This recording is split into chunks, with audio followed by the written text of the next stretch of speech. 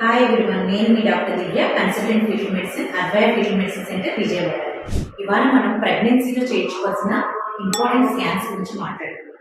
First scan వచ్చేసి early pregnancy scan, viability scan అంటారు.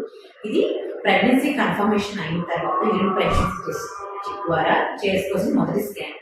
దీని ద్వారా మనం ప్రెగ్నెన్సీ యొక్క లొకేషన్ ఎక్కడ ఉంది, గర్భసంచిలో ఉందా, ఫామ్ అయిందా, లేక బయట గర్భసంచి బయట ట్యూబ్లో ఫామ్ అయిందా తెలుసుకోవడానికి, బేబీ మెజర్మెంట్ ఎంత ఉంది దాన్ని బట్టి డెలివరీ డేట్ మనకి తెలుస్తుంది, బేబీ హార్ట్ బీట్ ఎలా ఉందో తెలుసుకోవడానికి ఈ స్కాన్ ఉపయోగపడుతుంది.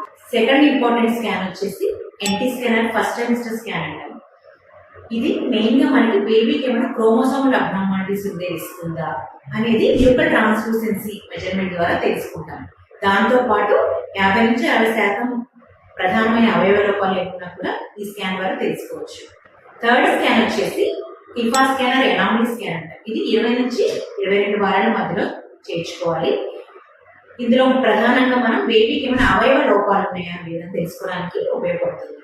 ఫోర్త్ స్కాన్ వచ్చేసి గ్రోత్ స్కాన్ అంటాం. బేబీ వారానికి తగినంత గ్రోత్ ఉందా లేదా, బేబీ వెయిట్, బేబీ చుట్టూ ఉమ్మనీరు ఎలా ఉంది, బేబీ పొజిషన్ ఎలా ఉంది తెలుసుకోవడానికి ఈ స్కాన్ ఉపయోగపడుతుంది. గర్భిణీ స్త్రీలందరూ ఈ 4 ఇంపార్టెంట్ స్కాన్స్ నోట్ చేసుకోండి.